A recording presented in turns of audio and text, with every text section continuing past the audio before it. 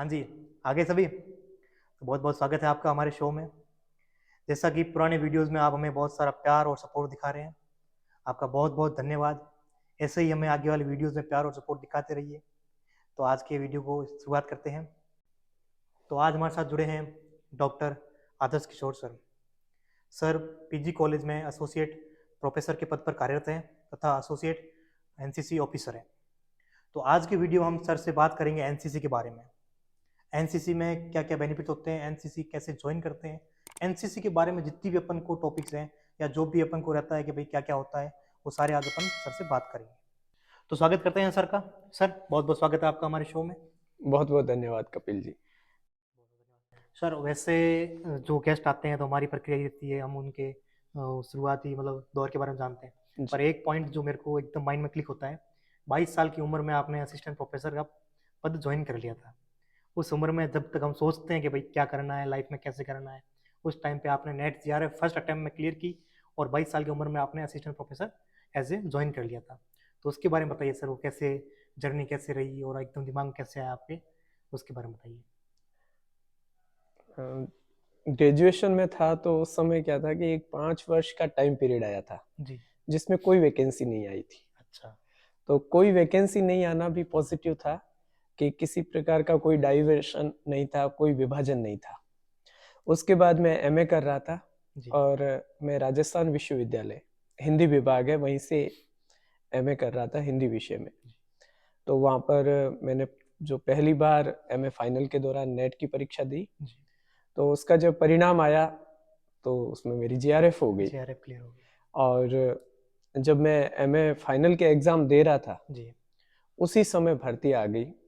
उस समय व्याख्याता कहते थे जी। कॉलेज शिक्षा, तो उसकी भर्ती आ गई। पहली बार जब फॉर्म भरे गए थे तब तक मेरा एमए क्लियर भी नहीं था। जी। और उसके बाद मैं वापस, तब तक एमए क्लियर हो गया जब तक रिटर्न एग्जाम हुआ। जी। रिटर्न हो गया और रिटर्न के बाद साक्षात्कार था जी। और चयन हो गया। वो फर्स्ट अटेम्प्ट दिसंबर, में चयन हो गया था ना? हाँ पहली फर्स्ट। बार में ही था। जी। तो पहली बार में यही एक परीक्षा दी थी जी। और इसी परीक्षा में हो गया। चयन हो गया। तो उस समय मैं 22 वर्ष का था जी। और दिसंबर का ही महीना था जिसमें सिलेक्शन हो गया। उसके बाद बच्चों के बीच में है। जी। पहली पोस्टिंग सर कहाँ रही थी आपकी? मेरी पहली पोस्टिंग इसी महाविद्यालय में, राजकीय महाविद्यालय बाड़मेर में, जहाँ बाड़मेर मैं अभी कार्यरत हूँ, वहाँ पर रही थी। और उसके बाद मैं असिस्टेंट प्रोफेसर और फिर प्रमोशन से मैं एसोसिएट एसोसिएट प्रोफेसर प्रोफेसर। पर कार्यरत हूँ। ओके, तो सर जैसे फैमिली बैकग्राउंड के बारे में बात करेंगे, तो पापा आपके जॉब में थे या किसान थे, किस अकॉर्डिंग थोड़ा फैमिली के बारे में बताइए। जी, मेरा जो परिवार है वो जी। लाल जी की डूंगरी, जालोर जिला, जो जालोर। तत्कालीन जालोर जिला था, वहाँ के हम रहने वाले हैं। और मेरे पिताजी जॉब में थे, लेकिन जब मेरे जी। परदादा थे वो पलायन करके वहाँ गए थे। अच्छा। और परदादा वहाँ पे स्थापित हुए तो कोई ज़मीन वगैरह नहीं थी। तो उनका जहाँ पर शादी हुई उन्होंने एक ज़मीन दी थी और उसी पे वो रहने लगे। फिर उनका जो मूल्य था वो भी उन्होंने चुकता कर दिया। वहाँ से शुरुआत हुई थी। फिर दादाजी थे, दादाजी जो ऊँटनियाँ होते हैं जी। जी। उनको पालने का काम करते थे और उन्हीं से वो आगे आए चल हो। रहे थे। जी। फिर उस समय एक हमारे गांव में समाज सेवी थे, नगाराम जी। जी। नगाराम जी की ये कोशिशें रहती थी कि कोई होनहार बालक उनको नजर आ जाता जी। तो वो उसको आगे बढ़ाते थे। तो उनको उस दृष्टि में जो मेरे पिताजी थे उन पर नजर पड़ी थी। और दादाजी जो आर्थिक तंगी से जूझ रहे थे, उनको ऐसा लग रहा था कि अब इनको भी स्कूल छुड़वानी ही है, तो छुड़वा भी दी थी। जी। तब वो नगाराम जी आए और वापस स्कूल ज्वाइन करवाई पिताजी को। पिताजी उस समय जो उनका बोर्ड एग्जाम होता था उसमें राजस्थान की मेरिट में आए। जी। और मेरिट के बाद में उस समय जो इंजीनियरिंग पोलोटेक्निक ही होती थी उस जी। समय, पोलोटेक्निक में उनका मेरिट की वजह से एडमिशन हो गया और उसमें उन्होंने राजस्थान में मतलब पूरे राजस्थान में फर्स्ट रैंक हासिल की थी। तो पिताजी मेरे इंजीनियर थे। जी। और लेकिन हम लोग गांव में ही रहते थे, मेरी प्रारंभिक शिक्षा वहीं गांव में ही हुई। गाँव में। पिताजी हर 7 दिन बाद गांव आते थे। तो घर से 2 किलोमीटर दूर जो बस स्टॉप है, जी। वहाँ शाम की 8 बजे वाली जब बस रुकती थी तो हमें पता चल जाता था कि पापा। शनिवार की शाम है और आज पिताजी आएंगे। तो हम लोग दौड़ के सामने भी जाते थे। तो पिताजी का तो जॉब में था जी। और उसी से हम आगे बढ़े। आप कितने भाई बहन हैं वगैरह? हम 2 भाई हैं और जी। 1 बहन है। तो भाई साहब आपकी जॉब में हैं कैसे? हाँ, मेरा छोटा भाई है जी। जो कि जॉब में है, सरकारी सेवा में है, जी। और जो सिस्टर है उन्होंने अपनी एजुकेशन कंप्लीट कर ली है जी। और वो हाउसवाइफ है अभी। Okay sir. तो सर जैसे असिस्टेंट प्रोफेसर आप पद पर कार्यरत हैं, तो ये दिमाग में पहले से था या बचपन से सपना कुछ और था बनने का? उम, मेरा ये मानना है कि ज़िंदगी में पहले से तय कुछ भी नहीं होता जी। है, और जब अंधेरा होता है तो आप अंधेरे में चल निकलो, रोशनी अपने आप निकल के आ निकल आएगी। जाएगी और उसी रोशनी में कोई न कोई रास्ता नज़र आएगा। तो ग्रेजुएशन के समय मैंने ये सोचा था कि मुझे जर्नलिज़्म में जाना है, अच्छा। इसलिए मैंने बैचलर ऑफ जर्नलिज़्म भी किया। जी। फिर उसके बाद में जब एमए कर रहा था तो ज़ाहिर तौर पे जिस विषय में करते हैं तो यही एक टारगेट होता है। उसी समय मेरा टारगेट बना था कि मुझे कॉलेज या यूनिवर्सिटी में जाना है। तो उस समय तैयारी की थी और भयंकर तैयारी की थी। सिर्फ यही सपना था और पहला ही सपना था जो हासिल कर साकार लिया। हुआ। बहुत बहुत सर। तो सर जैसे आपने बताया, जो सब्जेक्ट कौन सा था आपका असिस्टेंट प्रोफेसर में? मैं हिंदी विषय से हूँ। हिंदी विषय से आप है ना? जी। Okay sir. सर जैसे आप डॉक्टरेट लगाते हैं तो पीएचडी कर रखी है आपने, तो किस विषय में कर रखी है, किस टॉपिक में कर रखी है? जब मेरा इसमें चयन हो गया तो मैंने एमफिल की पहले, जी। और एमफिल मेरी चित्रा मुद्गल के उपन्यासों पर थी। अच्छा। और उसके बाद में मैंने पीएचडी की, और पीएचडी में मेरा विषय जो आज़ादी के बाद में जो हिंदी की लेखिकाएं हुई है जी। उनकी आत्मकथाओं पर थी। तो उसमें मैंने जो हिंदी की लेखिकाएं हैं उनके द्वारा जो जीवन जिया गया है जी। उसकी तुलना मैंने पूरे देश और देश के तमाम राजनेता या लेखक या दूसरे फील्ड में काम करने वाले लोगों से की। फिर दुनिया के जो भी लोग रहे सफल लोग, उनके साथ तुलनात्मक अध्ययन भी किया। तो कुल मिला के मैंने आत्मकथाओं को पढ़ा और जिया है। जी। तो यही टॉपिक क्यों आपको आत्मकथाओं में दिलचस्पी थी या किस अकॉर्डिंग यही टॉपिक चूज करने का मतलब कैसे था? जब मैं एमए कर रहा था तब एक दौर चल रहा था नारी विमर्श का, जी। और दूसरी तरफ क्या है कि ये मेरा पसंदीदा विषय इसलिए बन गया कि मैंने यहाँ की स्थितियों को देखा था। जी। और जब मेरा चयन हो गया था उसी चयन के समय ही पिताजी का स्वर्गवास हो गया था। तो मैंने बहुत नज़दीक से देखा कि यहाँ की महिलाओं की क्या स्थिति है और किस तरीके से उनको रूबरू होना पड़ता है। दूसरा ये कि पहले मैं हॉस्टल लाइफ में रहा कि गांव छोड़ने के बाद हम लोग नवोदय में चला गया, नवोदय के बाद में घर से दूर यहाँ आ गए, बाड़मेर आ गए, बाड़मेर के बाद में मैं जो यूनिवर्सिटी था वहाँ चला गया। तो मैंने इतना करीब से उन चीज़ों को नहीं देखा था, सिर्फ किताबों में पढ़ा था, उपन्यासों में पढ़ा था। तो वापस धरातल पे देखा तो मुझे लगा कि इसको एक बार और अच्छे से समझने की आवश्यकता है। और जो उस समय जो बालिकाओं की स्थिति थी वो भी उसमें कहीं न कहीं मुझे प्रेरित कर रही थी कि हाँ, आपको इस विषय पर काम करना चाहिए। तो मैंने इस विषय को चूज़ किया, और जो मेरी गाइड मतलब मेरी जो मार्गदर्शक मैम थी, उनको भी लगा कि हाँ, इस विषय पे काम करना चाहिए, इसलिए उस विषय पे काम किया। तो सर जैसे आपने अभी तो आप एसोसिएट एनसीसी ऑफिसर हैं, तब जब आपने फर्स्ट टाइम एनसीसी ज्वाइन की थी, तब आपका पहले दिन का एक्सपीरियंस क्या था? उस टाइम दिमाग में क्या चल रहा था, उसके बारे में थोड़ा सा बताइए। मैं यहाँ पे असिस्टेंट प्रोफेसर था उस समय। मैं एनएसएस मैंने ज्वाइन की थी पहले। मैं एनएसएस में काम कर रहा था, एनएसएस एज ए पीओ, और उस समय बच्चों के साथ बहुत आनंद आ रहा था। और खास बात यह है कि उस समय एक बच्ची ने हमारा जो राजपथ है दिल्ली में, उस समय जया चौधरी, उसने रिप्रेजेंट किया, और उसके बाद में उसका वाईपी यूथ एक्सचेंज प्रोग्राम जो चाइना में हुआ था, उसने वहां भी भारत का प्रतिनिधित्व किया। तो वो चीजें तो चल ही रही थी यूथ के साथ काम करने की। फिर वैकेंसी आ गई एनसीसी की, तो मैंने अप्लाई किया था, और अप्लाई करने के बाद में जब हम लोगों ने काफी लोगों ने इंटरव्यूज दिए थे, तो मैं तो सहज रूप से अपनी बात रखने वाला इंटरव्यू में भी, और जो जिस तरीके से काम कर रहा था, तो एक सहज मतलब प्रवृत्ति है मेरी। तो बाकी लोग जो थे वो कह रहे थे हम इस तरीके से, तो मैंने कहा ठीक है, जो भी होगा देखा जाएगा, ज्यादा सोचना नहीं है। जब रिजल्ट आया तो चयन हो गया। चयन होने के बाद में मेरा पहला वास्ता पड़ा। उस समय पहला वास्ता ये था कि बच्चों को ज्वाइन करना था मुझे उनके साथ। तो अधिकांश बच्चे मेरे से बड़े बड़े दिख रहे थे, और चुनौतियां उस समय हमारे पास में ये थी यूनिफॉर्म्स की, बच्चों की टर्न आउट की, और मुझे इतना भी नहीं था कि इन बच्चों के साथ मैं किस तरीके से काम कर पाऊंगा। लेकिन जब मैंने पहली बार बच्चों से बात की फर्स्ट टाइम, तो ऐसे लगा मुझे कि जैसे कोई बंजर जमीन होती है जी और बारिश की बूंदें गिरती है तो कितना सुहावना मौसम हो जाता है। जी तो उन बच्चों ने मुझे बहुत हाथों हाथ लिया, बहुत प्यार दिया, बहुत रेस्पेक्ट दी जी और उन्होंने कहा कि बस आप कोई भी हमको तो सिखा दीजिए, कोई भी काम हो जाएगा।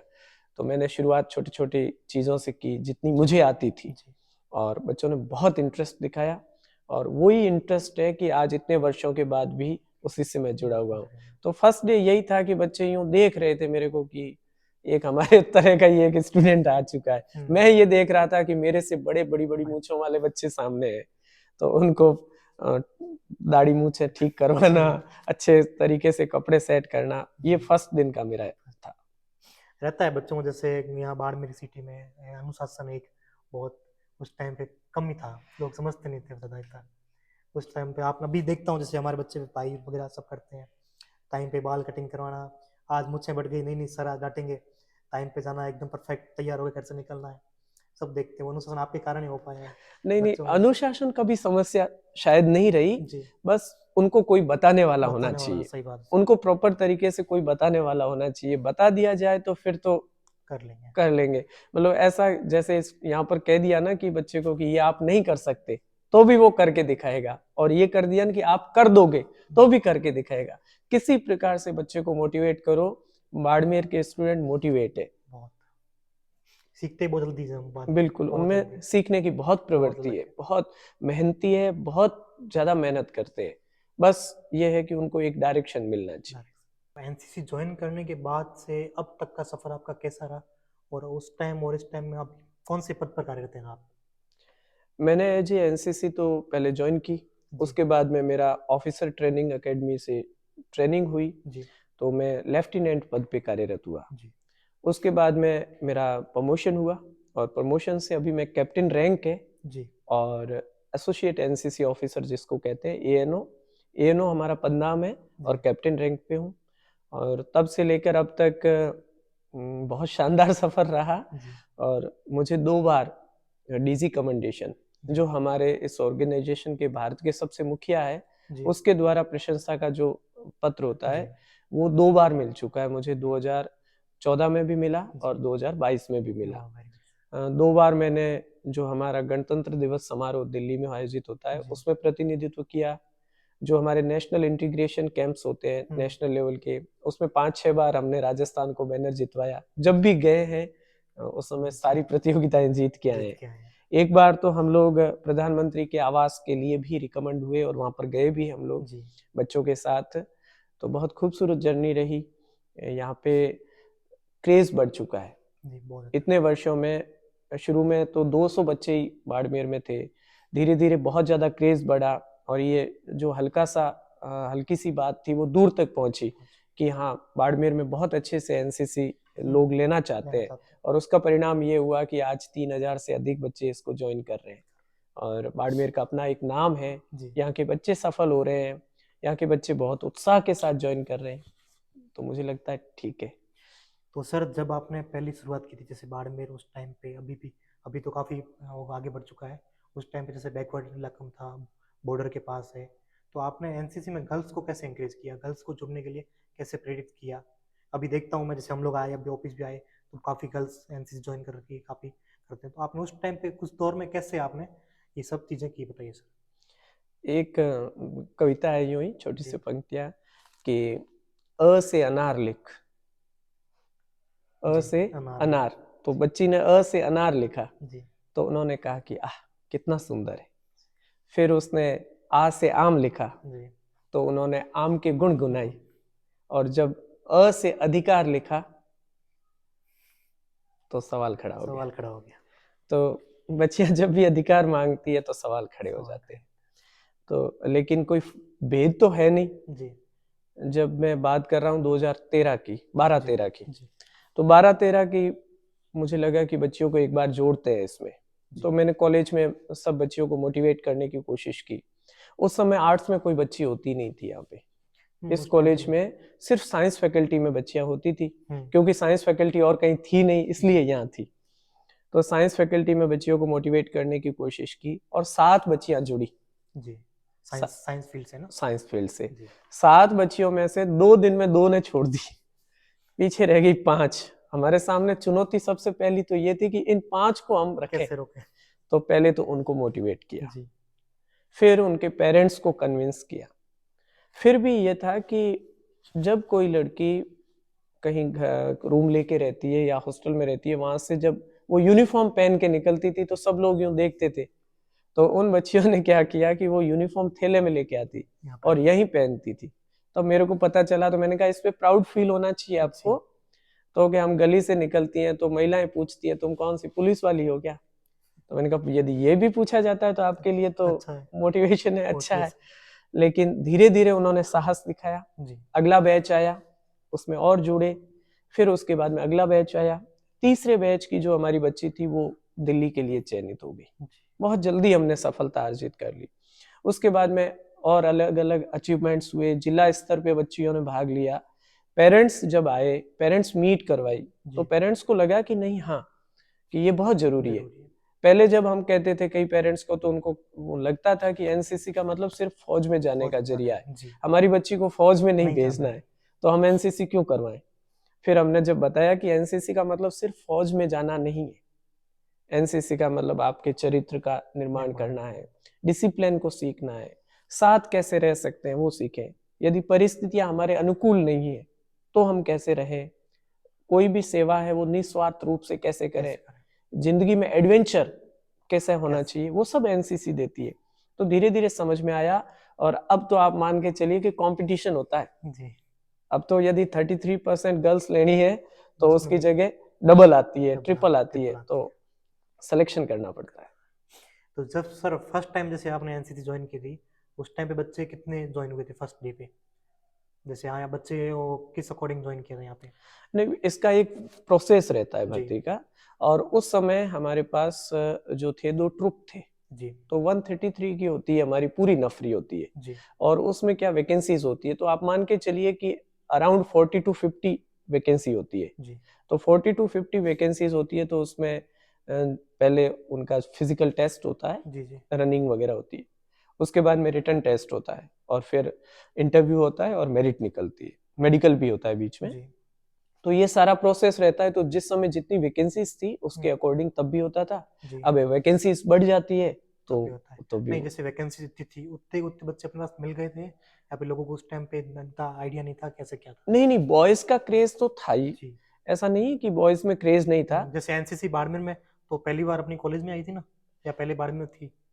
एनसीसी बाड़मेर में तो लगभग लगभग 1970 के आसपास से ही जी शुरू है। अच्छा। लेकिन इसके दौर चलते रहते हैं, अप जी डाउन्स वगैरह। वो जैसे आप सुनेंगे कि स्काउट्स हैं या जी रोवर्स हैं, जी तो आजादी से पहले भी था, लेकिन जी कभी दौर आता है। तो ऐसे ही एनसीसी तो पहले से ही थी, 1970 से थी, जी लेकिन वो चल रहा था अपने अपने दौर के मतलब बाद। दौर की बात है। तो 2013-14 के बाद में एक बूम आ गया। जी और शायद हो सकता है कि अब आप आप भी इससे एकदम, मुझे लगता है, परिचित लग रहे हो। जी तो ये एक बूम का वो कारण उनका है। वही सर। तो बच्चे तो उस समय भी थे, लेकिन अब क्या है कि कंपटीशन बढ़ चुका है। वही सर। जैसे 2011-12 में तो हमने भी जैसे कॉलेज वगैरह किया है, तो इतना हमको आइडिया नहीं था जी। भाई एनसीसी का। जब हमारे भाई वगैरह करने लगे, जैसे छोटा भाई एनसीसी में है आपके साथ, तो हमको पता चला कि भाई हाँ एनसीसी का इतना क्रेज बाड़मेर में है। कई सारे ठीक है। विद्यार्थी मुझे मिलते हैं पुराने, जी तो वो कहते हैं कि फिर से कॉलेज लाइफ मिल जाए मिल और जाए, हम एक बार एनसीसी ज्वाइन एनसीसी करते ज्वाइन हैं। कर लें। जिनका एनसीसी में नहीं होता है जी और टैलेंटेड बच्चे होते हैं, वो भी कहते हैं काश हो हमारा गया। भी हो जाए। तो मुझे लगता है कि तो मैं उनसे कहता हूँ कि दूर से आप लोगों को बहुत अच्छा अच्छा लगता है, बहुत मेहनत करनी पड़ती है। जी तो वो कहते हैं दिल खोल के मेहनत करेंगे। करेंगे। तो ये है। तो थोड़ा एनसीसी के बारे में जानेंगे हम। सर एनसीसी में कैसे, मतलब बच्चे कैसे ज्वाइन कर पाते हैं, थोड़ा स्टेप वाइज हमको बताइए, ताकि जो बच्चे हमारे साथ जुड़ रखे हैं, जो कॉलेज में आना चाहते हैं, वो एनसीसी कैसे ज्वाइन करें। जी, ठीक है, उसमें क्या एज लिमिट होती है, कैसे क्या है? देखो, आपको एनसीसी ज्वाइन करनी है तो 2 लेवल पे आप ज्वाइन कर सकते जी हैं। एक आप स्कूली शिक्षा में और एक कॉलेज में। स्कूल में आप ज्वाइन करना चाहते हैं तो आप 8th या 9th में होने चाहिए, और उस समय आप ज्वाइन कर सकते हैं। जी और आपकी जो प्रथम वर्ष होता है एनसीसी फर्स्ट ईयर, जी उसमें आपकी नॉर्मल ट्रेनिंग होगी। सेकेंड ईयर में आपकी ट्रेनिंग, एक कैंप होगा, और उसके बाद में आपको ए सर्टिफिकेट का एग्जाम देना पड़ता है। जी ये स्कूल ही में रहता है। और आप कॉलेज लाइफ में ज्वाइन करते हैं तो कॉलेज लाइफ में नए सिरे से ज्वाइन कर सकते हैं, आपके पहले एनसीसी रही उसकी कोई जरूरत नहीं। नहीं है। फर्स्ट ईयर में ज्वाइन करते हैं जी और फर्स्ट ईयर में लगभग आपकी 15-16 वर्ष की उम्र हो जानी चाहिए और उसके बाद ज्वाइन करते हैं। जो इसके फिजिकल और रिटर्न के जो मापदंड है उनको आपको फुलफिल करना है और लास्ट में जितनी वैकेंसी है उसकी मेरिट में आना है। जी मेरिट में आने के बाद में आपका फर्स्ट ईयर नॉर्मल ट्रेनिंग रहता है, फिर सेकेंड ईयर आता है। सेकेंड ईयर में आपकी ट्रेनिंग के साथ साथ एक कैंप कंपलसरी है, जी वो करते हैं तो आप एक एग्जाम दे पाते हैं और उस एग्जाम को कहते हैं बी सर्टिफिकेट एग्जाम। फिर थर्ड ईयर में आते हैं जी और थर्ड ईयर में आपको एक ट्रेनिंग के साथ साथ कैंप करना होता है और कैंप के बाद में और एक एग्जाम होता है जी और उसको कहते हैं सी सर्टिफिकेट सी एग्जाम। वो हाईएस्ट कैंप है, मतलब हाईएस्ट सर्टिफिकेट है। ए, बी और सी सी, किसी ने ए नहीं किया है तो भी कोई आवश्यकता नहीं है, डायरेक्ट बी कर सकता है, तो बी और सी सर्टिफिकेट। तो सर जैसे एनसीसी ज्वाइन करने से सी सर्टिफिकेट मिल गया तो उनको बेनिफिट्स क्या रहते हैं आगे उनकी लाइफ में, जैसे गवर्नमेंट जॉब में वगैरह में कुछ उनको पर्क्स मिलते हैं अलग से इसके लिए, क्या कैसे? सबसे महत्वपूर्ण चीज ये है कि जो ऑफिसर्स की आर्मी में या नेवी में या एयर में जो ऑफिसर्स की वैकेंसी आती है, जी आप जानते हैं आईए में है या ओटी है, जी उसमें जब ऑफिसर्स तैयार करवाए जाते हैं उसके लिए एक स्पेशल एनसीसी एंट्री आती है अच्छा और वो प्रतिवर्ष 2 बार आती है, जी गर्ल्स और बॉयज सब के लिए आती है, अलग अलग वैकेंसी रहती है। तो उसमें यदि आपने सी सर्टिफिकेट वो ए या बी ग्रेडिंग से हासिल कर लिया है और ग्रेजुएशन ठीक ठाक आपके प्रतिशत से है तो आप डायरेक्ट अप्लाई करेंगे अच्छा और आपको डायरेक्ट एसएसबी इंटरव्यू का कॉल आएगा, जी आपका रिटर्न माफ है, रिटर्न माफ डायरेक्ट इंटरव्यू देना है। इंटरव्यू में आप सेलेक्ट हो गए फाइनली तो आप ट्रेनिंग पे जाएंगे और लेफ्टिनेंट बन के निकलेंगे यदि आर्मी में, तो नहीं तो वो एयर मिलता है या नेवी मिलता है, आपको क्या मिलता है। सबसे बड़ा तो ये बेनिफिट है। जी इसके बाद में जो दूसरी आर्मी की भर्तियां हैं, जी अभी जैसे अग्निवीर चल रहा है, जी तो अग्निवीर में आपके उसके बोनस मार्क्स कर दिए गए हैं अच्छा कि आप 5% या 10 या 20 जिसको भी, जैसे ए है, बी है, सी है, उसके अकॉर्डिंग नंबर मिलेंगे आपको, तो बहुत बड़ा मायने रखता है ये चीजें भी। पैरामिलिट्रीज है तो उसमें कहीं न कहीं अलग अलग जगह से अलग अलग रिजर्वेशंस है और जो सहारा की और रिलायंस की कंपनीज है तो उसमें जो भी ऑफिसर्स हैं वो स्पेशल एनसीसी से लिए जाते हैं। अच्छा आप एनसीसी से हो तो आपको वरीयता दी जाती है। बाकी जो स्टेट की नौकरियां हैं उसमें अभी चल रहा है प्रोसेस में, तो हो सकता है आने वाले समय में इनमें भी हो। बाकी सारी की सारी जो भी बेल्ट सर्विसेज जिनको कहते हैं तो कहीं पर कम कहीं ज्यादा चलता रहता है। जैसे एसआई की भर्ती है तो उसमें भी इंटरव्यू में नंबर जोड़े जाते हैं सब जगह। तो सर जैसे एनसीसी बच्चे जुड़ भी रहे हैं, आपने भी इतना टाइम निकाला है, तो एनसीसी ने आपकी लाइफ को कैसे, मतलब क्या प्रभाव डाला आपकी लाइफ पे, आपकी लाइफ में क्या चेंजेस हुए एनसीसी के आने के बाद, वो बताइए। एनसीसी ने मुझे बहुत कुछ दिया है, बहुत कुछ सिखाया है जी और इतने वर्षों से मैंने बच्चों से बहुत कुछ सीखा है। बहुत सारी छोटी छोटी जो बच्चों की जीवनी है, मतलब उनके सामने बहुत सारी प्रॉब्लम्स आती है तो वो मेरे साथ शेयर करते हैं जी और कई बार वो प्रॉब्लम सॉल्व भी करते हैं हम लोग, चाहे उस घर तक जाना पड़े। तो कई जिंदगियां बदली है, जी तो मुझे लगता है कि ये नहीं होता तो शायद ये जिंदगियां नहीं बदलती। बदल पाता। तो इस तरीके से बहुत सारे हुए हैं। बीच बीच में बच्चों के सुझाव आए उस समय 14-15 में कि हमें तैयारियां करनी है, फिजिकल की करनी है, कई बार ये लगा कि हमको रिटर्न की करनी है, तो मैंने अपने स्तर पे उनकी तैयारियां शुरुआत करवाई और उसका परिणाम ये रहा इतने वर्षों में आज करीब 700-800 बच्चे भारतीय सेना में जा चुके हैं। कई सारे बच्चे हैं जो उस दौर के हैं, जी तो हमने सारी एनसीसी के मार्फत ही सारी चीजें तैयार की और धीरे धीरे गवर्नमेंट जॉब हासिल कर ली। जब वो लोग वापस आते हैं तो आप साल भर में एक बार हम जरूर मिलते हैं जी और आप एक कल्पना कीजिए कि वो कितना खूबसूरत माहौल होता है जब 1000 लोग होते हैं जो नौकरी लग चुके हैं, तो उनमें से बहुत सारे बच्चे वापस लौट के आते हैं। तो ये है, मैंने जिंदगी में जो भी सीखा है, एनसीसी हाफ सोल्जर है जी और आपको एक जेंटलमैन बनाती है।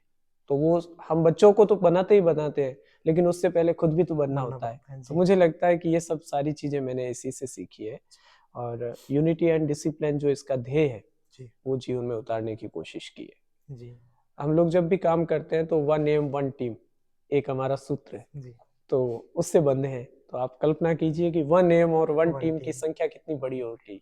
जी तो ये सब मेरे में है। आपकी लाइफ में चेंजेस क्या क्या है एनसीसी आने के बाद से? वो चीजें जो मतलब आपने खुद ने नोटिस की हो भाई हाँ एनसीसी जाने के बाद मेरे में ये, जैसे होता है ना कि बचपन में मैं ज़्यादा गुस्सैल था या फिर जो भी चीज़ें होती है बैक बेंचर ऐसे, या फिर कुछ ऐसे स्कूल लाइफ में चेंजेस हुए हो? हाँ, ऐसा तो कुछ नहीं था क्योंकि मैं जब नवोदय में था तो हमारे की सुबह उठने की आदत वगैरह अच्छा। ये तो था ही, सब कुछ जी ये रूटीन लाइफ में है। जी और बाकी जो डिसिप्लिन है वगैरह वो पिताजी की वजह से घर में ऑलरेडी था, जी तो ऐसी नई चीजें नहीं आई। लेकिन ये था कि मैं पहले बहुत ज्यादा सॉफ्ट हार्टेड था। जी जब मेरा सिलेक्शन हुआ इसमें एनसीसी में, तो एनएसएस मैंने छोड़ा। जी। और एनएसएस जब जिनको दिया गया वो थोड़े यूं तेज तर्रार थे, अच्छा। तो किसी ने कमेंट किया था जी कि अब एनसीसी एनएसएस की तरह चलेगी और एनएसएस एनसीसी की तरह चलेगा। तो ये चैलेंजेस था मेरे अंदर। जी। तो मैंने अपने आप को सॉफ्ट से हार्ड की तरफ हाँ। बढ़ाने की कोशिश की। तो कई बार मैं बच्चों को ऐसे आप जानते हैं कि एनसीसी में डिसिप्लिन लाने के डिसिप्लिन। लिए आपको डांटना भी जी पड़ता है, सर। पनिशमेंट के अपने तरीके हैं वो भी फॉलो करने पड़ते जी हैं। सर। तो वो मैं फॉलो, मतलब जब किसी बच्चे को पनिशमेंट देता था शुरू में या उसको डांटता था, मैं वापस रूम में आकर खुद से ही सवाल पूछता था कि ये क्या कर दिया। तो मैं खुद शीशे में देखता था कि यहाँ क्या स्थिति हो रही है। धीरे धीरे करते करते अपने आप में ये चेंजेस। चेंजेज आ गया। मैं जब आरडीसी में गया था तो जी राजस्थान के प्रत्येक कोने से बच्चे थे, जी और वो बच्चे वहाँ के सबसे बेस्ट जो कैडेट होते हैं जी वही होते हैं, जाहिर जी तौर पे आप जानते हैं। तो उनको भी डांटना पड़ता था वहां पर। कई ऐसे मौके आते थे, डांटने के बाद वापस दुलारना भी पड़ता था। जी। तो वो लोग आपस में यूं फुसफुसाहट करते थे कि क्या आदमी है यार, डांट भी देता है फिर दुलारता भी है, बाकी लोग तो दुलारते ही नहीं है। तो ये है कि हाँ, मैं सॉफ्ट से सॉफ्ट हार्ड से भी हार्ड हुआ, पढ़ना चल और रहा है। जो अपना जो वास्तविकता थी वो भी मैंने बचा के रखने की कोशिश की। तो ये सब चलता है। चलता रहा अपने आप। तो सर एनसीसी के सफर में कोई ऐसी कोई बात जो आपके दिमाग में मतलब छप चुकी हो, या ऐसा कोई वाक्या जो आपको याद आ रहा हो कि भाई हाँ एनसीसी में आने के बाद मेरे को ये चीज देखने को मिली?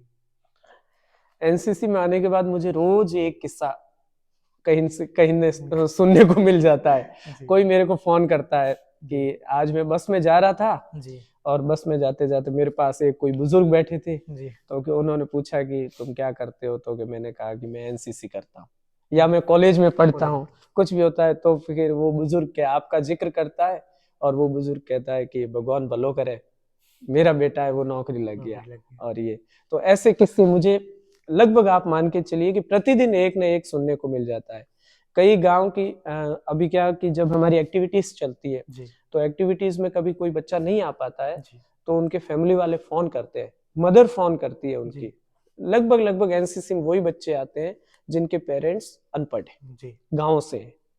तो वो जब अपनी भाषा में अपनी बात कहते हैं, तो मैं कहता हूँ ठीक है भाई, काम है तो छुट्टी देनी देनी पड़ेगी। पड़ेगी। तब वो कोई न कोई और कहानी किस्सा शुरू अच्छा। कर देते हैं, और बच्चे का ऐसे ध्यान रखना है, ये रखना है।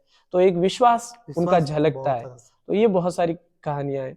कई बार मैं गांव में जाता हूँ, शादी समारोह में बच्चों के जी जाते हैं, तो वहां पर जो पेरेंट्स होता है वो यदि बच्चे की कम उम्र में भी शादी कर रहा होता है ना, तो खुद झेंपते हुए बात करते हैं, क्या करें, हमारी मजबूरी है, मजबूरी थी गाँव लेकिन मैं वाले। अपनी बच्ची की पढ़ाई जारी रखूंगा।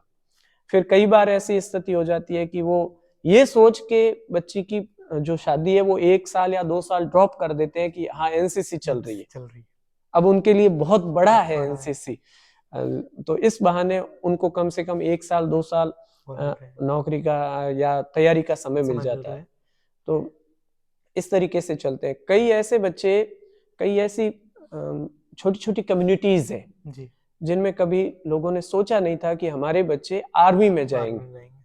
और जब उन्होंने एनसीसी ज्वाइन करते थे, तब कई लड़के टॉन्ट मारते थे कि तू छोड़ दे, और वो बच्चे आते थे। एक ऐसा ही बच्चा था जो आया और वो छोड़ के चला गया।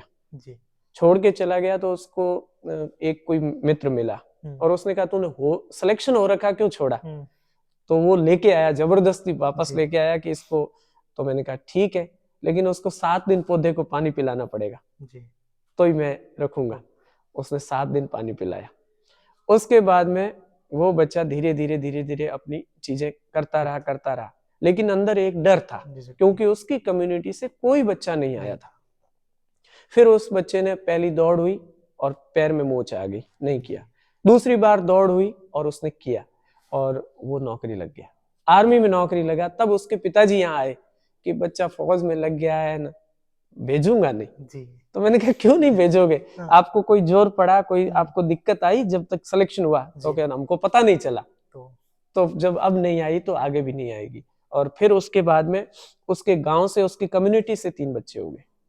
एक अभी आपने हाल ही में देखा होगा कि एक बच्चा था जो अपने ग्वारिया जी ग्वारिया से है, जी और वो बच्चा आया तब एक यूं मोटा सा था, जी। मोटा सा लड़का था फर्स्ट ईयर में, और पिताजी लेके आए थे अब आपके हवाले।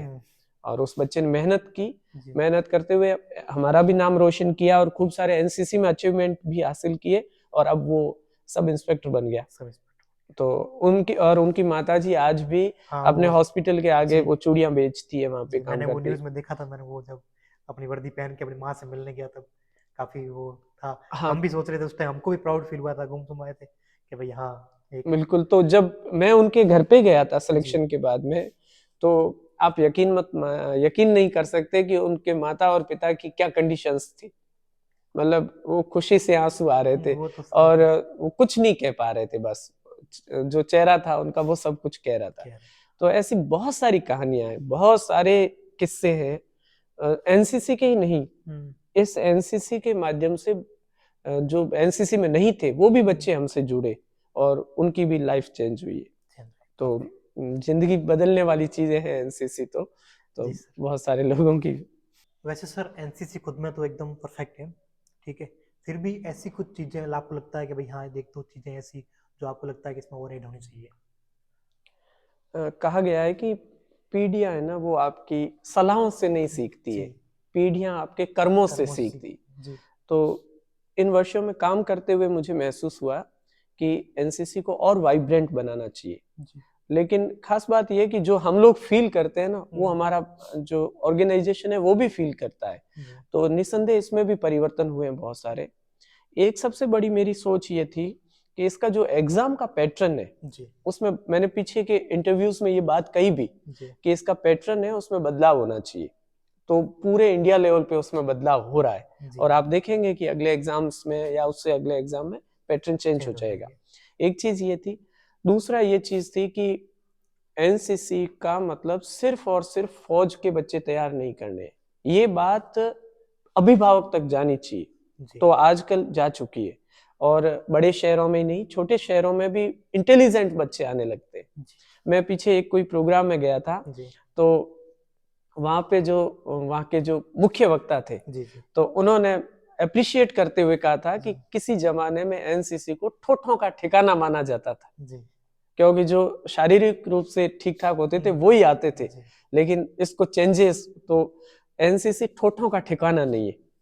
ये एक बदलाव मतलब मैं देख भी रहा हूँ और देखना चाहता हूँ कि जो इंटेलिजेंट स्टूडेंट्स हैं वो आए इसमें। क्योंकि आप यदि आईएएस बनना चाहते हो, लीडर बनना चाहते हो, या डॉक्टर बनना चाहते हो, कुछ भी बनना चाहते हो, इंजीनियर बनना चाहते हो, तो भी आप इसमें आए, क्योंकि आवश्यकता है। एनसीसी का मतलब सिर्फ एक ही क्षेत्र में लीडरशिप देना नहीं है, हर एक क्षेत्र में जो जिम्मेदारी के साथ लीडरशिप कर सके वो निर्माण करना एनसीसी का दायित्व है। तो इसलिए आप लोग उसमें आए, बस जिद के साथ आए कि मुझे कुछ बड़ा करके दिखाना है। जी एक सर मैं पूछा था, जो एनसीसी में जो लोगो है अपना एनसीसी का, उसमें 3 कलर होते हैं ना, जी। तो red, dark blue and light blue है ना, हम्म। तो उसका सर क्या क्या उसके क्या सिंबल है, वो कैसे है, किसको वो दिखाते हैं? एनसीसी जो है जी उसमें जो हमारी सशस्त्र सेना है जी उसके सारे प्रभाग हैं। मतलब जैसे रेड है, जी लाल, तो ये आर्मी का सिंबल है अच्छा कि एनसीसी की एक आर्मी विंग होती है। जी जो बीच में है वो डार्क ब्लू है, डार्क ब्लू वो नेवी का है, जी मतलब नेवल। नेवल और जो हल्का लाइट ब्लू है जी वो एयर का है। तो आर्मी, नेवी और एयर, एयर तीनों एनसीसी में विंग्स होती है। अच्छा तो इसलिए तीनों का कमांड है वो। जी और आपने येलो कलर के फूल फूल देखे देखे होंगे, होंगे जी वो 17 है। जी 17 भारत में निदेशालय है। अच्छा एनसीसी पूरे भारत को 17 निदेशालयों में बांटा गया है। जी तो वो अलग अलग तरीके के फूल है, लेकिन माला एक है, माला एक और खूबसूरत माला है।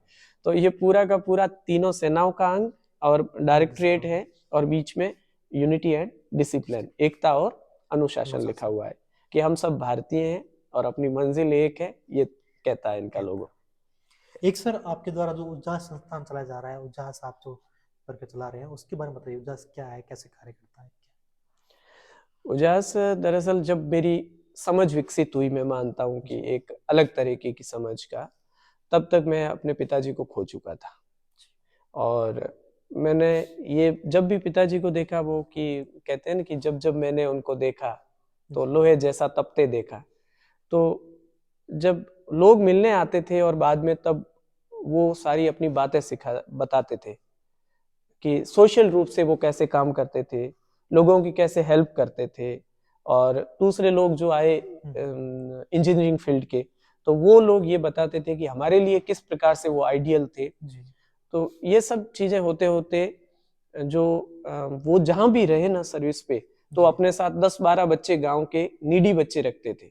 और ऐसे करते उस समय उनके साथ रहने वाले खूब सारे लोग नौकरी में लग चुके थे।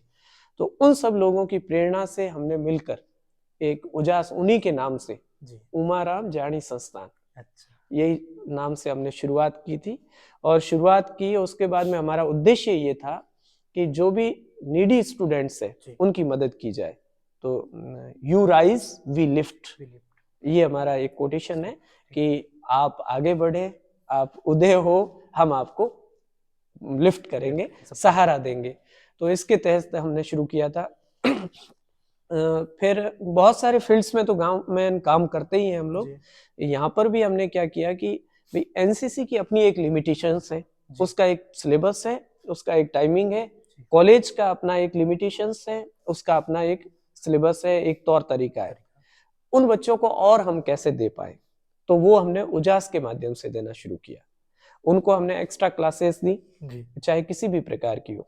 शुरुआत में हमने आर्मी की क्लासेस देनी शुरू की और धीरे धीरे लोग जुड़ते गए और सबने निशुल्क रूप से, ना तो किसी से पैसा लिया ना किसी को पैसा दिया आज तक भी।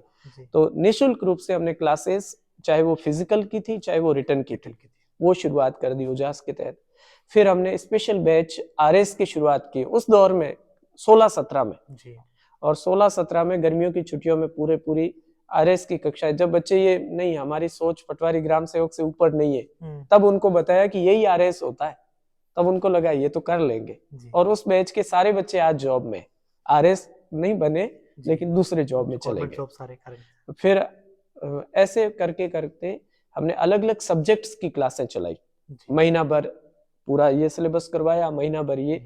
तो लगभग ये 13-14 से लेकर आज 23 तक उजास के माध्यम से बच्चों को हम क्लासेस के माध्यम से मोटिवेट कर रहे हैं, गाइड कर रहे हैं और निशुल्क तौर पे कर रहे हैं। दूसरा, ये आपने एक ऑर्गेनाइजेशन नाम सुना होगा, स्काउट गाइड्स। स्काउट्स गाइड्स में जो बच्चे बड़े होते हैं, 16 वर्ष से बड़े हो जाते हैं, वो रोवर रेंजर कहलाते हैं। तो एनसीसी में मैं देखता था कि सीटों की लिमिटेशंस हैं, हम ज्यादा बच्चों को नहीं ले सकते, लेकिन बच्चे तो और भी इच्छुक हैं, उनको क्या किया जाए। तो उजास के तहत हमने रोवर रेंजर्स शुरू किए। और रोवर रेंजर्स में भी बच्चों को शामिल किया। आप यकीन कीजिए कि राजस्थान में जो रोवर रेंजर्स में बेहतरीन जो काम कर रहे हैं, क्रूज कहते हैं उनको, क्रू और टीम, तो उजास उसमें सबसे बेहतर में। नेशनल लेवल की जो भी इवेंट्स होते हैं उसमें उजास का प्रतिनिधित्व रहता है। यहाँ से करीब अब 134 बच्चे राज्य पुरस्कार कर चुके हैं, मतलब स्टेट अवार्ड कर चुके हैं, राष्ट्रपति अवार्ड करने वाले हैं। तो राष्ट्रपति अवार्ड होता है तो वो तो सबसे बड़ा अवार्ड माना जाता है। रेलवेज की जो वैकेंसीज होती है वो स्पेशली उन्हीं के लिए आती है। तो 2 फील्ड हमारे ये रह गए कि हम बच्चों को एजुकेशन के माध्यम से हेल्प करें, स्काउट्स गाइड्स के माध्यम से उनको थोड़ा ठीक ठाक बनाने की कोशिश करें और उनको हेल्प भी करें। तीसरा, हम सोशल एक्टिविटीज कर रहे हैं कि समाज में जो विसंगतियां हैं, जहां जहां हमें अब सोचने की आवश्यकता है, उन विषयों पर बात की जाए। रूढ़िवादिता को कैसे तोड़े, अंधविश्वासों को खत्म कैसे करें, तो बाई प्रैक्टिकल करना पड़ेगा, तो वो चीजें करते हैं। दूसरा, नशा है या युवाओं में अभी भटकाव का जो दौर चल रहा है, और दूसरा ये कि बुजुर्ग पीढ़ी है वो रिजिड है, तो दोनों पीढ़ियों में कहीं ना कहीं संतुलन गड़बड़ा रहा है, तो उनको कैसे ठीक किया जाए, उस विषयों पर भी उजास काम करती है। तो अलग अलग सोशल मुद्दों पर हम लोगों के बीच में जाते हैं, चाहे नाटक के माध्यम से हो, सेमिनार्स के माध्यम से हो, वो कर रहे हैं। इसके अलावा जो सामाजिक क्षेत्र में और एजुकेशन के क्षेत्र में, स्पोर्ट्स के क्षेत्र में अच्छे लोग काम कर रहे हैं, उनको कहीं ना कहीं मोटिवेट करने के लिए हम लोग अवार्ड्स देते हैं प्रतिवर्ष, जी। जो सांचौर में दिए जाते हैं, अच्छा। तो वो भी कर रहे हैं। तो ऐसी अलग अलग, और कई बार ऐसा लगता है कि आज की ये आवश्यकता है, उस विषय पर भी काम किया जाता है। तो सर जैसे एनसीसी वगैरह सब अपने बात की, उजास के बारे में बात की, एक सर क्वेश्चन मेरे मन में रहता है, हो सकता है पेरेंट्स के मन में भी रहे, कि जैसे जो बच्चे एनसीसी में अपने यहाँ कार्यरत काम जो लगे कर रहे हैं और जो कॉलेज आ रहे हैं, तो इन दोनों में जैसे जो एनसीसी में काम कर रहे हैं और पढ़ाई भी कर रहे हैं, तो इनमें पढ़ाई में कोई दिक्कत वगैरह नहीं आती? मतलब टाइमिंग कैसे रहता है इनका बच्चों को? जैसे पेरेंट्स के मन में रहता है अगर एनसीसी में जाएगा तो पढ़ेगा कब, एनसीसी का काम करेगा तो पढ़ेगा, पढ़ाई कब करेगा, कॉलेज में क्लास लेने जाएगा एनसीसी करेगा। एज ए बाड़मेर के पेरेंट्स की मैं सोच बता रहा हूँ, जो हमारे पेरेंट्स भी हैं सबके बारे में सोचते हैं, अगर वो करेगा तो पढ़ाई कब करेगा, अगर ये चीज़ करेगा तो पढ़ेगा कब? सही। उसका सर कैसे होता है, बताइए सर। मैं अक्सर कहता हूँ कि जब लोग तुम्हें कहें ना कि तुम नहीं कर सकते, तब जोर से हंसना और करके दिखा देना। जी।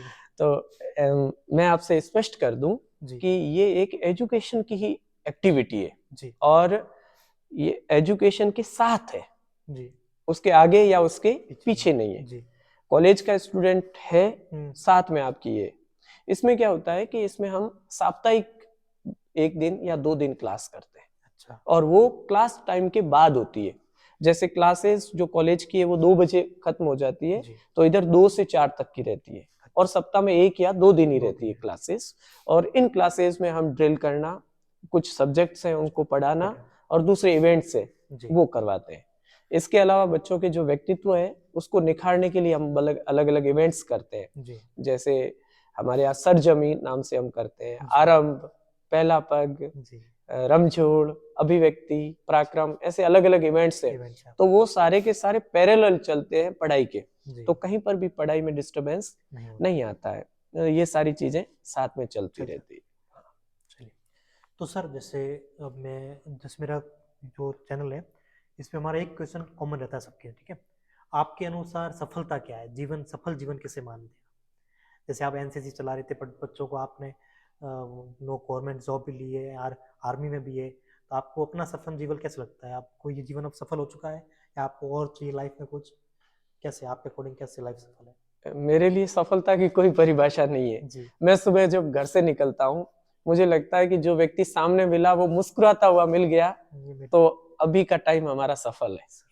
कभी कोई मुस्कुराता हुआ नहीं मिलता है तो मैं सोचता हूँ कहीं ना कहीं कोई सफलता में कमी तो नहीं है। तो बस ये कि हम जिससे भी मिले मुस्कुरा के मिल पाए, ये हमेशा मिल पाए, ताउम्र मिल पाए, तो वही सफलता है। जिंदगी है कि बदलता मौसम, लेकिन हर रुत में हमें मुस्कुराते हुए मिलना है। मेरे लिए सफलता की यही परिभाषा है। बाकी जो करियर की सफलताएं होती है वो आती रहती है, जाती रहती है, और आप जहां हो मेहनत करते हो तो एक ना एक पायदान आपको आगे बढ़ना है, वो कोई अप्रत्याशित नहीं है। लेकिन वाकई में आप सफलता के हकदार या खुद को सफल कहने के हकदार तभी होंगे जब सामने वाला आपको देखकर अच्छा फील करे। हमारा क्योंकि कोटेशन भी यही है, हम आखिर में जब उजास है तो उजास में हम लोग लास्ट में यही कहते हैं आप बहुत अच्छे हो जी, तो सामने वाला भी यही कहता है कि आप बहुत अच्छे हो। तो सामने वाला जब आपको आप बहुत अच्छे हो कहे ना, तो वो दिल से कहना चाहिए, ये सफलता है। तो सर ये बात हो गई एनसीसी की। अब हम बात करते हैं एसोसिएट प्रोफेसर की। तो एज ए एसोसिएट प्रोफेसर और बच्चों का जो संबंध होता है आपस में, वो किस अकॉर्डिंग देखते हैं, और आप बच्चों को कैसे मतलब गाइड करना चाहते हैं इस इंटरव्यू की तरफ, हमारे चैनल की तरफ, कि बच्चे क्या आज के दौर में क्या चीज़ करनी चाहिए, क्या नहीं करना चाहिए, कैसे उनको आप गाइड करना चाहेंगे?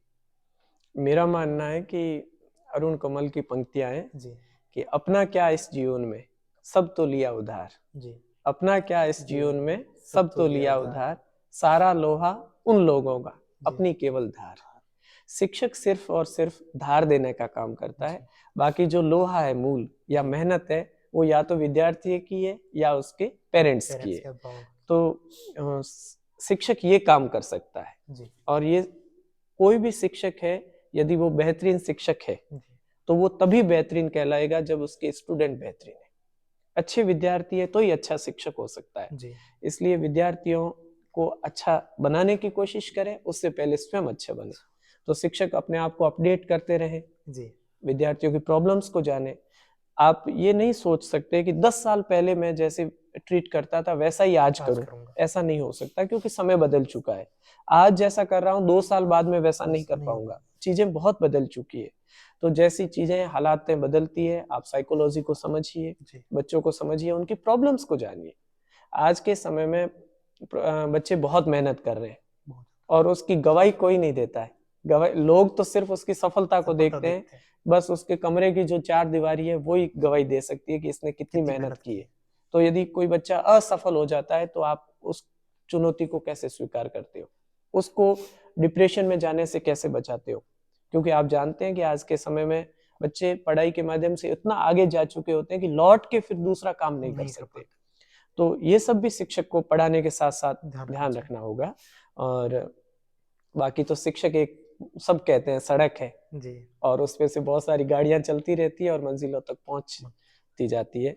तो बहुत सारे विद्यार्थियों को आगे बढ़ाने का काम तो करना ही है, जी बस ये है, लेकिन घर से निकलना जरूरी है। घर से निकलें, बच्चों को मोटिवेट करें, उनको गाइड करें, और जब सहारा बनने की आवश्यकता हो तो सहारा बने। तो ये कहना चाहता हूँ। और दूसरा, इस मौके पे आपके माध्यम से, जी आपके channel the the talk show, talk show, इसके माध्यम से यही कहना चाहता हूँ कि आप जम के मेहनत करें। यदि मंजिल किसी के लिए लिखी हुई है तो वो आपके लिए ही है और किसी के लिए किसी के नहीं लिए है। नहीं और एक ना एक दिन मंजिल हासिल हो जाएगी, बस अंधेरा छटने की देरी है। दे तो वही कहा जाता है ना, वसुधा का कौन नेता। जी तो वही है जिसने की कठिन मेहनत मेहनत की, की, कोई दूसरा हो ही नहीं सकता। कोई नहीं छीन सकता हाँ, कि आप विजेता मेहनत, आप ही बनोगे, जी आपके अलावा कोई विजेता नहीं। कोई नहीं। सर जैसे एक छोटा सा क्वेश्चन पूछूंगा, मैं ऐड करूंगा। जो आजकल का जो दौर है ना, बच्चों के साथ फोन का, और ये इस दौर में बच्चे डिप्रेशन का शिकार इतना ज़्यादा हो रहे हैं, ठीक है। तो मैं, मेरा सोचना ये होता है, अगर क्लास में बच्चा बैठा है, अगर उसका टीचर उसकी शक्ल देख के पता लगा दे कि बच्चा डिप्रेशन का शिकार है या बच्चे के मन में कुछ चल रहा है, तो वो शिक्षक तो एक अच्छा है ही। तो उसको, अगर जैसे आप क्लास में बैठे हो आपको लगता है, तो उसको आप कैसे उसको हैंडल करेंगे, यार उसको कैसे पहचानेंगे, उसको कैसे चेंज करने की कोशिश करेंगे? बहुत आसान है। जी इसमें यदि आप बच्चों के लेवल पे जाके चीजें सोचते हो, समझते हो, तो कोई जी मुश्किलात नहीं है। सिर्फ मोबाइल वजह नहीं है, जी आज की परिस्थितियां ऐसे हो चुकी परिस्थितियाँ, है। हाँ। जनरेशन बहुत तेजी से आगे बढ़ रही है और दूसरी जनरेशन नहीं समझ पा नहीं रही मैच है। नहीं हो पा रही तो है। गैप आता जा रहा है और इस गैप की वजह से डिप्रेशन आ रहा जी है। पेरेंट्स की ये समस्या रहती है कि जल्दी से बच्चियों को या बच्चे की शादी कर शादी दें। कर ले। बच्चा ये चाह रहा है कि मैं जब तक सेट ना हो जाऊं तब तक शादी ना करूं। सही बात फिर यदि मैं तो देखता हूं अक्सर, मेरे पास यदि 20 बच्चियां मेरी क्लास में, तो उनमें से 15 की शादी हो रखी होगी, 15 में से 10 ससुराल जा रही होगी, है। जी 10 में से 8 के कोई न कोई प्रॉब्लम होगी। जी तो उन प्रॉब्लम से कैसे निकलना होता है, तो महत्वपूर्ण तो ये रहता है। तो टीचर उनको जाने, उनकी प्रॉब्लम्स को जाने और फिर उनका सॉल्यूशन दे। सॉल्यूशन और दूसरा ये कि टीचर्स की बात पेरेंट्स पे बहुत असर करती है, बच्चे पे तो करती ही करती है। करती है। तो आप पेरेंट्स को भी तो समझाए। जी होगा क्या, पेरेंट्स नहीं मानेंगे, नहीं जी मानेंगे, नहीं मानेंगे, लेकिन समझाने का आपका फर्ज है। जरूर तो यदि आप इस तरीके से करेंगे तो डिप्रेशन से दूर ले सकते हैं। ले। दूसरा ये कि मोबाइल है, तो मोबाइल सिर्फ नेगेटिव नहीं है, जी नहीं, पॉजिटिव तो बहुत है आज टाइम बस ये समझने की आवश्यकता है जी कि हम उनके आदी ना हो जाए, हमको लत ना लग जाए। जी और लत भी लगती है तो आप चीजें देखें तो सही कि हमको किस चीज की आवश्यकता है, कौन सी चीज हमें जरूरी है, जरूर। तो वो चीजें करनी चाहिए। इतना सब कुछ करेंगे तो शायद मुझे लगता है कि बस जिंदगी को बेबस नहीं, बेहतरीन बनाना है। बेहतरीन और बेहतरीन बनाओगे तो हर कोई आपसे बेइंतहा मोहब्बत करेंगे, और जहां पर मोहब्बत होगी वहां कोई डिप्रेशन नहीं। सही, मतलब कुल मिला के यही है, एक बच्चों को भी यही कहना चाहते हैं, जिससे डिप्रेशन हो या कोई भी ऐसी टॉपिक हो दिमाग में भाई आप किसी से डिस्कस नहीं कर पाते हैं, अपना फ्रेंड है या किसी किसी किसी को बात कर लो, ताकि वो डिप्रेशन निकल जाए। आजकल अब जैसे अब कल परसों की न्यूज़ है, किसी बच्चे ने वो सुसाइड कर लिया, जी कोई फोन ब्लैकमेल वगैरह के चक्कर में। अगर वही है, अगर फ्रेंड से बात करे, कोई खास माँ बाप नहीं तो कोई खास फ्रेंड हो सकता है, खास टीचर हो सकता है। जी हमारे जैसे हम कॉलेज में थे तो हमारे टीचर थे, जैसे पॉलिटेक्निक कॉलेज बीकानेर था, हमारे टीचर का आवाज भी वो हमारे साथ खास है।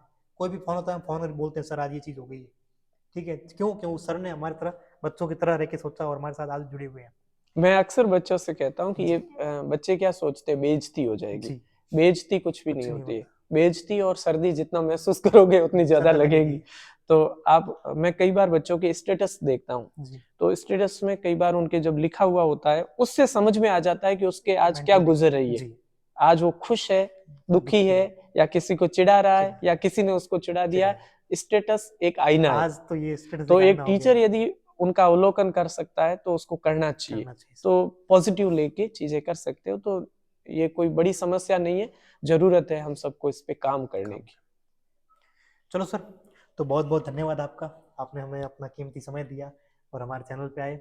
बहुत बहुत धन्यवाद। बहुत बहुत धन्यवाद कपिल जी आपका, जी सर। और उम्मीद करता हूँ कि आपका ये चैनल है बहुत आगे बढ़े जी थैंक और यू सर। बहुत सारे लोगों की जिंदगियों को बदले। बहुत बहुत थैंक यू सर। धन्यवाद, थैंक यू। तो बहुत बहुत धन्यवाद आप सभी का। अगर वीडियो अच्छा लगे तो लाइक शेयर करना ही है, सब्सक्राइब करना मत भूलें। वैसे एक बात बता दूं आपको, हमारा जो रेशियो है ना सब्सक्राइब और नॉन सब्सक्राइब का, 90% लोग नॉन सब्सक्राइबर हैं और 10% अपने सब्सक्राइब कर रखा है। जो लोग वीडियो देख रहे हैं जो नॉन सब्सक्राइबर हैं, प्लीज़ सब्सक्राइब एक बार जरूर कर देना। हमारे ऐसे और वीडियो आते रहेंगे और आगे चैनल में और भी अच्छे अच्छे चीज़ें हम ऐड करने वाले हैं, जैसे लाइव सेशंस है, पॉडकास्ट है, कुछ और भी स्टोरीज टेलिंग लाइफ आएगी। तो आप लोग एक बार सब्सक्राइब करें तो आप लोग इन चीज़ों से जुड़ सकते हैं। धन्यवाद।